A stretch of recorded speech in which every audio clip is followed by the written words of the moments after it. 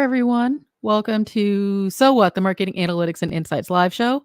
I'm Katie, joined by Chris and John. How's it going, guys? Here we go. Hello. Oh, you're going to try to do a repeat of last week. Yeah. See if I can get the virtual five going. Yeah, nope. Chris left you hanging. That's the normally way high five works with us. It's always just like. This week, we are talking about how to use generative AI to audit content marketing. So this came up because last week in our Trust Insights newsletter, if you're not subscribed, you can subscribe at trustinsights.ai/newsletter. Chris did an experiment where he was going through, I think it was the content on your data diaries, and sort of to audit it, see sort of what it came up with in terms of categories, where there were gaps. And I said to you, duh, of course, now I want this for everything on our website. And so we said, great, that's what we're going to do for the live stream next week. And so what we're going to do is show you how to use generative AI to audit your content marketing, how to build prompts to process and categorize that content, and how to build a plan with generative AI for the next phase of your content marketing. So, Chris, since this was something that you came up with, where would you like to start? I'm gonna start by saying a good chunk of this you can't do with generative AI. Surprise! You know what? I like that because, and the reason I say I like that is because as nice and as expedient as generative AI is making a lot of things, it's not the right solution for everything. There are things that you still have to do other things. And, I'm guessing that perhaps that might start with something like going through the 5 Ps to figure out what it is you're trying to do to see if generative AI is the right platform or if there's something else. Exactly right. So, Katie, I'm going to push that right back to you and say, with purpose, what are we doing? Why are we doing this? Why am I here? Well, if you would like the existential answer, then I think that we should do that on another show. But for the purpose for today is what I want to know is, so let me back up a little bit. When we started Trust Insights about 6 years ago, surprisingly, we did not have a strategy or a plan for everything. A lot of it was just kind of winging it, getting stuff set up. And I feel like a lot of teams and a lot of companies find themselves in that position is let's just start doing something and we'll figure it out as we go. And we were very much the same. Now, 6 years in, we have hundreds, if not thousands of pieces of content that are sort of categorized in our WordPress site using tags, but the nature of what we do and the nature of how we talk about things has evolved, but those tags, that categorization system hasn't. And so what I want to be able to do is take a look at our content as a whole and figure out what pieces belong in what buckets. And some pieces aren't tagged correctly either. And so I want to see what are the different categories of content that we have, recategorize them on the back end so it's cleaner user experience for the user, and then find out what the gaps are or where we need stronger content for different areas. So that's a very large user story. But as the CEO, I want to understand what content we have and what the gaps are so that I can create or amend the existing content. Got it. Okay, that's helpful. So to do that, we have to get the data. We have to get the content. We have to sort of understand what content is even worth looking at, and then use the various tools to extract that. So here's the challenge for the average person who's interested in doing this kind of content audit. You gotta get the content. For us, our website is hosted by it's hosted on WordPress, right? So that theoretically should make things easy. So what you would want to do, the first step would be to get the actual content. So to do this, you need to export your blog, your website. You need to export the pages on your website by the page name, by the page URL, and any other relevant information. So in this case, I've gone into our WordPress hosting service because WordPress has a backend database. This is going to vary based on your CMS. So if you use something like Electron or Oh, wow. Joomla or Drupal or Sitecore, this part of the process is going to be totally different for everybody. If you're using WordPress, there are plugins that will export your WordPress blog. You can also just go straight into the backend database. I go into this backend database. That way I don't have to slow down the site by adding more software to it. And what we're looking for is the posts table. Now, one of the Mhm. challenges for getting this stuff out of there is WordPress is a surprisingly robust system. So we know, for example, we're going to need when the post was written. We're going to need the content of what's on our site. We'll need the title of it, Mhm. and we will need the status. We don't want to get posts that are still in draft. That's not helpful. And then we need to get the URL. Mhm. URL's not in here. Mm-mm. Surprise. What is in here is what's called a slug, which is the post name. It's the tiny little. It's basically the end of the URL fragment, but not the whole URL. So that's part one. We got to get this stuff out of here. And so if we were to do that, we would say something like select. We want the post date. We want the post title. We want the post content. And we want the post name. So those things from this, where the post status is published. And post type. Oh, there's two different types of posts. Post type equals page, or post type equals post, because there's a bunch of other things in WordPress that are not that. They're like, sliders and carousels and all these other things. Sure. So now we've got the content that we need. This has to get exported into a CSV file. So we're going to go ahead and do that. And this is 1,575 pieces of content. So we have a very robust content marketing. Which is good. That gives us a lot to work with. That does. It also, I'm going to guess, based just on the size of the rows alone, it's not going to fit in any generative model, even the newest ones. I mean, that is a lot of content. In fact, let's just take a quick look here at just how large this file is. It is 25 megabytes. And it is, wow, that is a big old file. 26 million characters. We have done a lot of foaming at the mouth in 6 years. So, John, when Chris says things like 25 megabytes and 26 million characters, does that mean something to you, or are you like me and just kind of nod along and be like, yeah, that sounds like a lot? There was an old adage that I picked up somewhere along the way. 1 megabyte is like a 4-foot or 5-foot stack of paper. So that like gives you a rough. So we're talking about like a 200 foot stack of paper. So that gives me at least a rough idea. Yeah, there's a lot of preaching there. We've covered a lot of ground in that content. There is. There's also one other minor problem here, and you can probably see it on screen. The content of our posts is in HTML. It's not plain text, which means that part of this process would involve data cleansing to trim that down. Because if you don't do that, you're going to end up with generative AI is going to basically choke on this and not know what to do. But that's one part.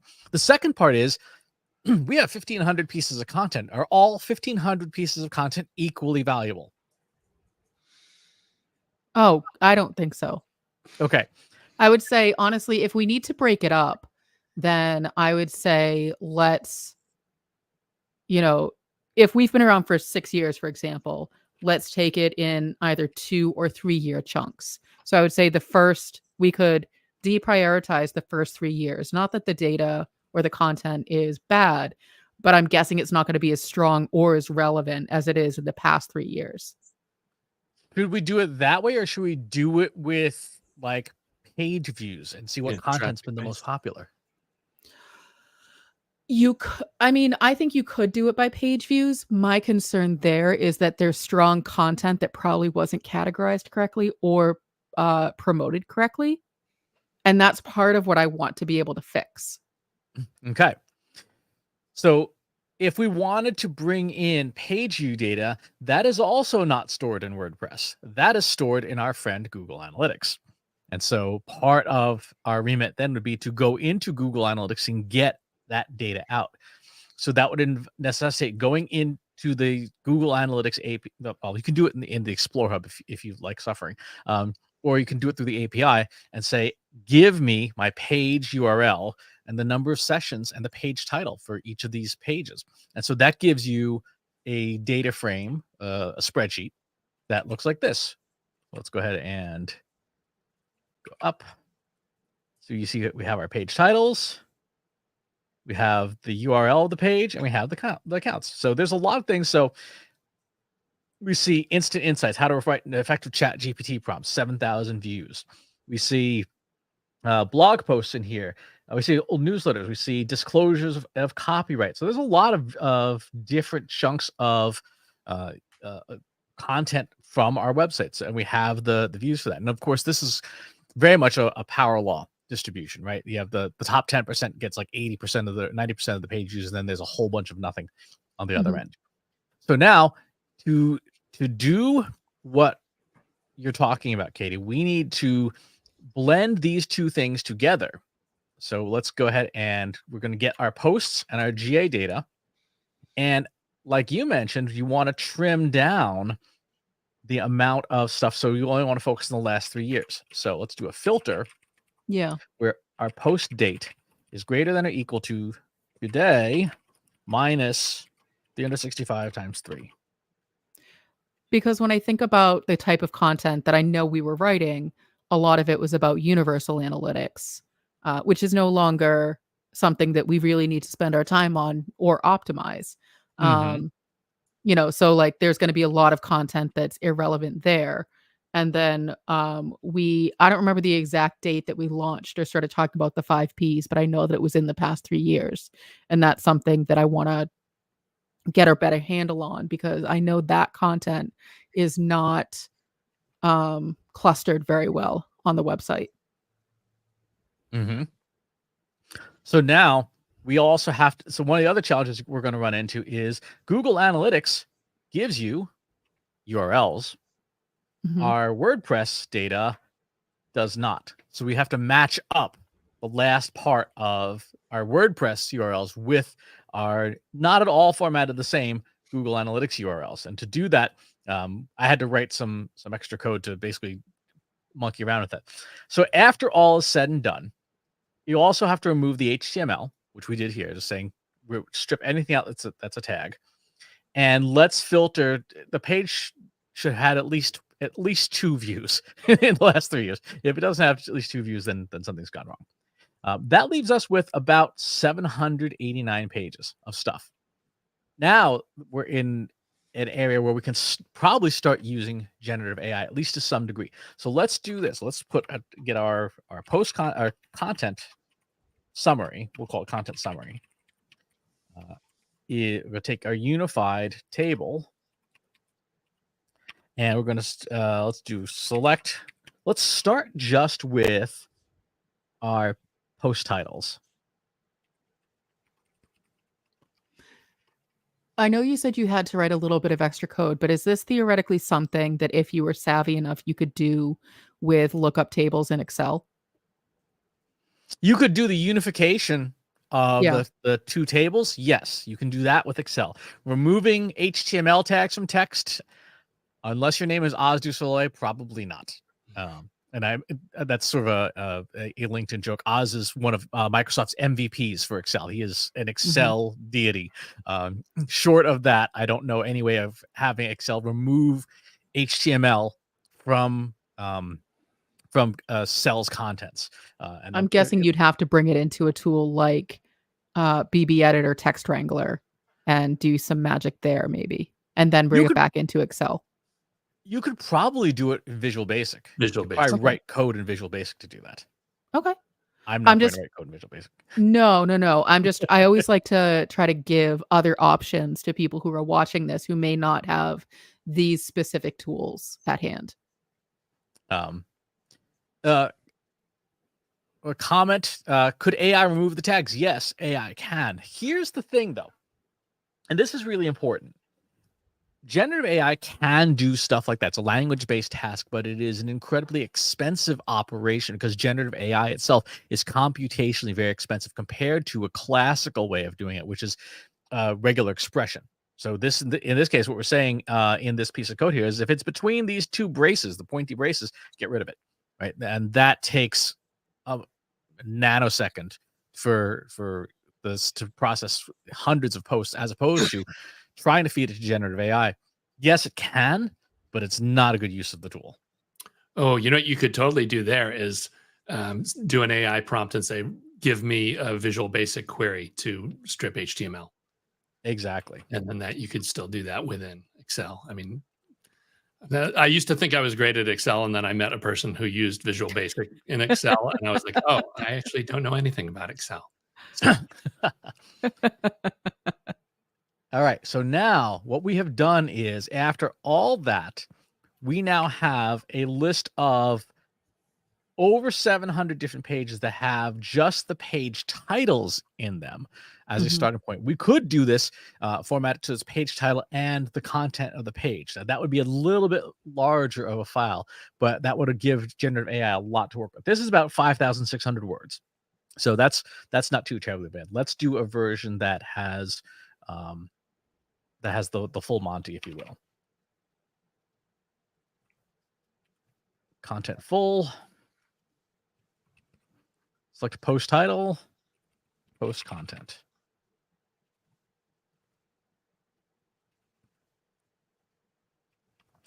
Okay, so now that file is 10.9 megabytes large. Let's see. Let's take a look at how heavy it is in terms of words.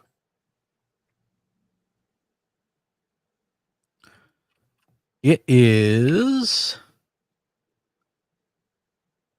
1.9 million words. So that's still not going to fit in a generative model because they can hold about 700,000 words at a time.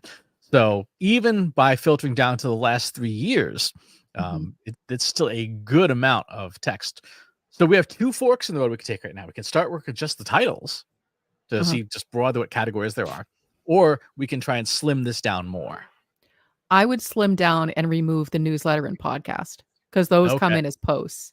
And I know that we've been repurposing the content from the newsletter as posts. So it'll be duplicative if we keep that in there. So anything that's marked as a podcast or anything that's marked as a newsletter can get. that is crazy, though. You're still talking about like 18 or so books worth of stuff. I mean, have you ever heard Chris and I just rant for hours? Words pile up over years. We're really good at it. I mean, John, how many reams of paper do you think the Marketing Over Coffee site is? You know, the thing with the Marketing Over Coffee site, last time I did an export, I went through and it was like only about 20 or so percent, 25% was evergreen. You know, the majority of it was all topical news. You know, it's like nobody could give a single care about how to get your MySpace profile optimized right now. You know, those podcasts are on the dead pile. I'm surprised by that. I'm surprised. Actually, I'm surprised it hasn't made like a resurgence with everything else going on in social media. That the MySpace guy is like, I'm here. You thought I was bad. You have to meet the other guys. Okay, so that narrowed it down to 1.1 million words. Now, you want to know what the other large category is that creates an enormous amount of text? The weekly live stream. Yeah, we can take that out too. Okay.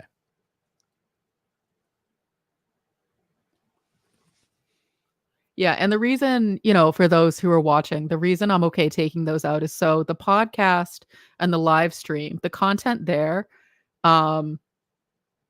is really just the transcript, but everything exists on YouTube or on the podcast players. And then the newsletter, the content from the newsletter, the cold open that I do and the data diaries that Chris does are also repurposed as individual posts later on. in our timeline, in our editorial calendar. And so all of the content, like, we're not going to be losing anything.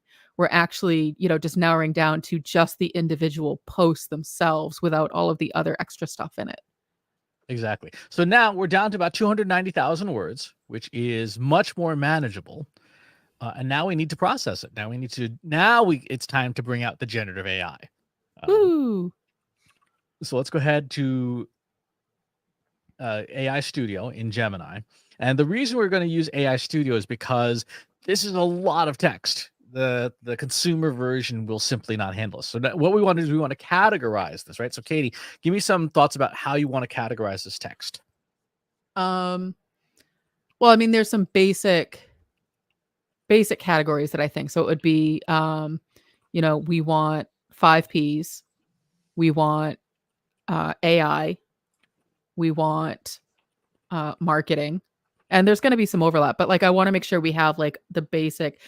I'm thinking about our services, and I want to be able to categorize our content and say, here's everything we've written about as it relates to our generative AI for marketers course, for example, or our AI consulting services, or you want us to do a 5P audit. Here's everything we've written about it so that you can better understand what it actually is. Does that help? Okay. So we should get a list of our services.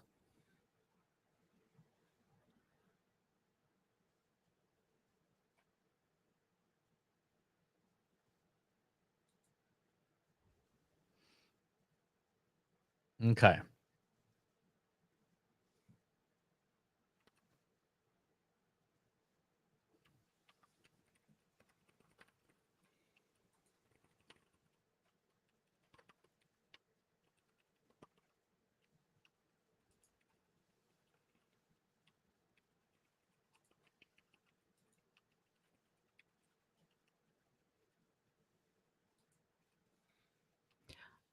I couldn't see the whole prompt. Did you list the 5P framework in there specifically? It's in there, yes. Okay, thank you. Because I know, and that's one of the things that, and I'm sure a lot of companies run into this same sort of challenge, is the approach to a service isn't necessarily the service itself. And so we don't have the 5Ps as a service. We may at some point.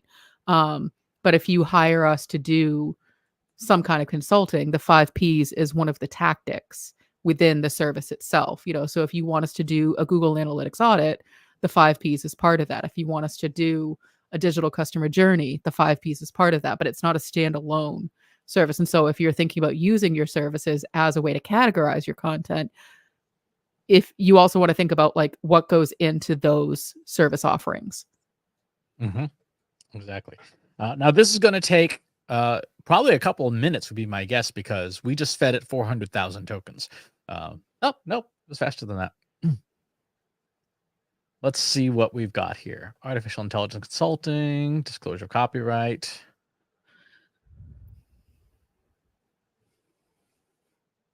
Oh, wow. So it's going to go through and try to align the different pieces of content with the categories. That's A, useful, but B, wow, it's going to be a while. Okay. So John, what are you doing this weekend? So reading War and Peace and Dark Tower on audiobook. But I do think that it's a useful exercise to see, because one of the things that we talked about internally as our company is our goal for this year is to be more focused.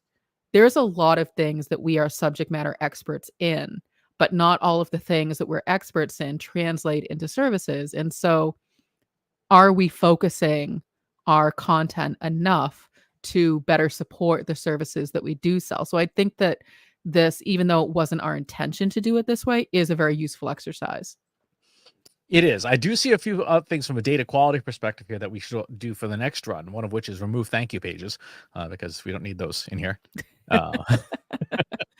Makes sense. But to your point, it does also bring it does highlight the different types of content that fall in these different categories and stuff. We would have the way I would do this at scale in production is not to do it in a web interface like this, but actually to do it in Python code, so that Mhm. each post we fed in individually and say, here's the list of categories, pick the category that fits best, and then have the data spit out of the Python script into a database that you can then analyze. That makes sense. Because what I'm thinking in terms of, so once we have these categories and once we clean up things on the website, I'm then thinking forward to someone like John who gets asked questions. Well, what are your AI capabilities? You say you're experts. What does that mean? Well, wouldn't it be great if he could just point to, one cornerstone content page that has all of our AI content listed and linked in one place. And so Mhm. you don't have to search through the site, and the search on our site, quite honestly, doesn't exist. So you can't search our site for all of your AI content. But from the AI services page, I could link to the cornerstone content that lists all of our AI related content or, whatever the topic is. And so when you're asking me at the start, like, what's the purpose? That's the purpose, is a better user experience to help demonstrate our capabilities, because we write about these things all the time, but there's no narrative that, really connects everything. And so I want to be able to do that a little bit more cleanly so that it's, better understood by someone who's coming to our site. Like, what do you do? How do you do it? You say you've been doing AI for a decade. What does that look like? How deep does your knowledge actually go? Or are you just saying that I'm an AI expert because it's, the trendy thing to do now? Exactly. I hit stop because I think otherwise it might keep going uh, for quite some time.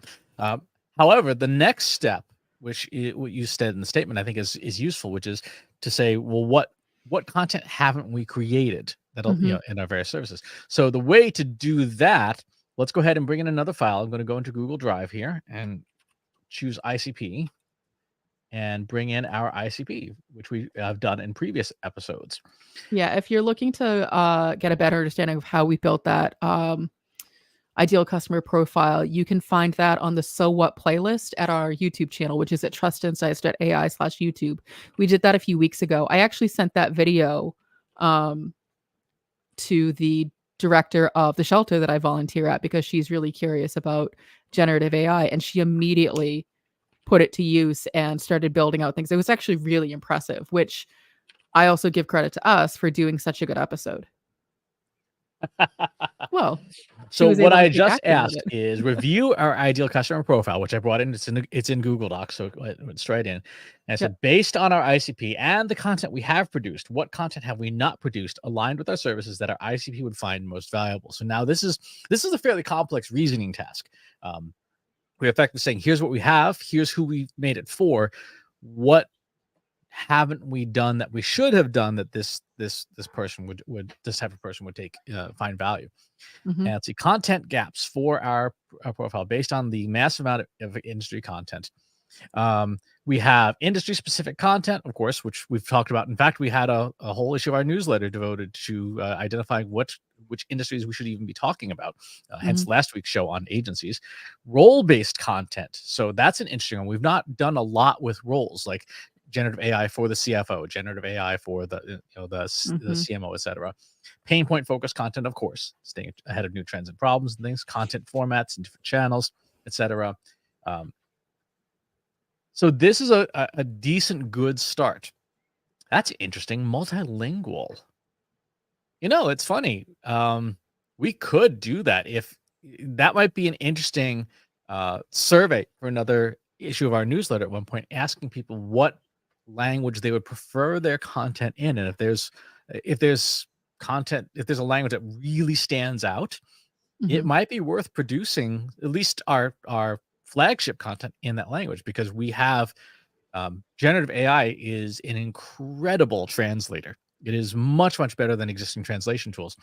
I did a thing a couple weeks ago in Italian, in uh, northern Venetian Italian, which apparently every region of Italy has its own dialects, and they're very, very protective of them. And the person I was working with said it is a little uncanny and disturbing how natural it sounds, how it gets all the local idioms correct, knowing that you don't speak a word of Italian. I'm like, so that multilingual content might be something super valuable, even to the point if you wanted to get really uncanny valley of then taking the translated content and using a service like the avatars from HeyGen to have us reading out that content in that language. Yeah, we'll see. So now we've done our content audit. Well, we got the content data. Yep. We did some data cleaning on it. Mm-hmm. We prepared it. We loaded it to generative AI. So the first 3 steps, no generative AI at all, but they're mandatory. You can't skip them. Right. And then use generative AI to read through the content, start categorizing it, and then use generative AI plus the ideal customer profile that we built previously to say, here's what else we should be doing. Makes sense. And obviously we'll do this offline, but I would love the rest of the analysis. Yes. No, and I think that, in 31 minutes, you've been able to show what's possible. Obviously, like, you've done this before, and someone starting fresh is going to take a little bit longer, but you can audit your entire, database of content and figure out what's next and build that editorial calendar. Because, I mean, how often do I say to you, Chris, what are you writing about? What am I going to write about? And, in all honesty, because I personally feel like I'm just sort of reiterating the same thing over and over again. And maybe that's fine if I can look at it from this lens and say, well, is it role-based or is it industry-based? Then it's, yes, I'm reiterating the same thing, but to a different audience that's tailored to them. Exactly. How would you use the 5 Ps for a real estate agency? How would you use the 5 Ps for a healthcare firm? How would you use the 5 Ps for a CFO, right? If the CFO is like, hey, our finances are a hot mess. Well, great. I mean, that framework fits literally any task. Like, how would you use the 5 Ps for an organic, all natural manure spreading business? Absolutely. So, John, what do you think? That's big business, manure spreading. I'm just saying. No, it's great that, this is definitely the way to kind of comb through all this stuff and find out, where the power curve is, but the other side of it too, I do have to give a plug for the long tail too, because I think you had a great point of, I think there's a lot of buried stuff that just doesn't get traffic because it wasn't promoted or it didn't catch or whatever. But, there is stuff in there that when you go back and look, you see that, oh, this is, covers 5 of the topics that we should be covering, and it didn't get any traffic the first time. So there's opportunity second time around. Yeah. The dissemination and distribution is not something that generative AI can solve for you. That's a you problem. That's a human problem. It's not something that it can solve, but it is something that you can use to sort of gut check, to validate, like, for example, if you happen to keep a swipe file of LinkedIn posts that you've seen by other people, like that, oh yeah, that posted really well, and so on and so forth, you could say, here's a list of 10 or 15 posts seem to all do really well. A, figure out what they have in common. And B, here's my LinkedIn posts that I want to do. How could I edit it to be formatted more like, or to tell a better story so that I get more of that attention? So, for example, one of the things that I've been doing a lot lately is I've been using Thomas the Critic, which is a Gemini, a very, very large Gemini prompt. Thomas the Critic has this long list of things that he or it looks out for, like, hey, you've got these biases, you've got survivorship bias and selection bias, framing effect, so basically all the things that would make for terrible content because you're using stuff that is not well thought out argument. And so I say, here is a post I'm going to write on LinkedIn. Tell me up to 3 things that it does well, up to 3 things that it does poorly, and then 3 things that it could do to strengthen it. So you could use a similar alignment with your ICP data. You could use, show me 3 things that my ICP would like about this, 3 things my ICP would not like about this, and so on and so forth. Or here's the top 10 LinkedIn posts. Call this the LinkedIn guru or whatever. And what would the LinkedIn guru think of my post? What 3 things that the LinkedIn guru love or hate, and so on and so forth. So any of these tools, you can use generative AI in that kind of framework to make it better. Oh, sure. And I think that that's all well and good. My original point by saying this was a human problem was if you write it, you still have to schedule it, disseminate it, distribute it. Like that's not sure you can automate it with generative AI, but you still have to make the effort to get it from A to B to C to get it in front of people. That's my point. Not that you have to write better. Yes, you have to write better content, but you still have to schedule it. You still have to put it out there. And that's the piece that it's not necessarily going to fix for you. Yet. You So don't need to very argue with me on this. Huh? I said you don't need to argue with me on this. I'm not arguing with you. I guess I am, aren't I? Yeah, a little bit. Here's a sneak peek at the future. This is a framework called Crew. Is crew.ai, and it's available on GitHub. It's totally free. What Crew is essentially agent network software. And as you can see here, this is a Python script that creates multiple AIs. And in this case, there's a researcher and a writer. And the researcher does one task, the writer does another task, and so on and so forth. So you might have down the road a social media poster. You might have a reviewer. You might have an author. And you might wire together in a code-based function the various tasks that a social media manager might do to create and post a highly effective LinkedIn post. And you might just hit go on this script. It might give you one thing and say, wait for human approval. And then using the APIs of your favorite social media management software might just go and do the thing for you. So that's not available today, but it's very, very soon. Sure. I think that that's interesting. And my original point was still that just because you write the post and put it on your website, that doesn't really count as dissemination because Sure. you still the human, you still need to set up that AI version of, posting to social, whatever it is.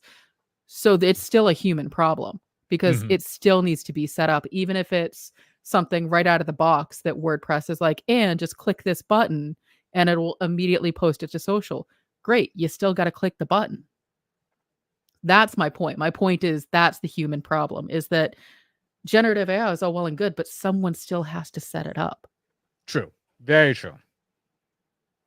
And that someone, if it's not you, that someone can be us. That someone is John Wall. Come to us. We'll solve all your AI problems. It's just that easy.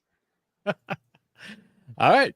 So I think we covered the basic content audit. I would encourage folks to use tools like Google Analytics. Get to know your CMS because you're going to need to in order to export your content out of it. And then get comfortable with some of the data wrangling. Again, you can use generative AI to write Python code to process your data. So you absolutely can have it do that. And that will work pretty well for you. And then you can use generative AI to analyze it and to make suggestions for it.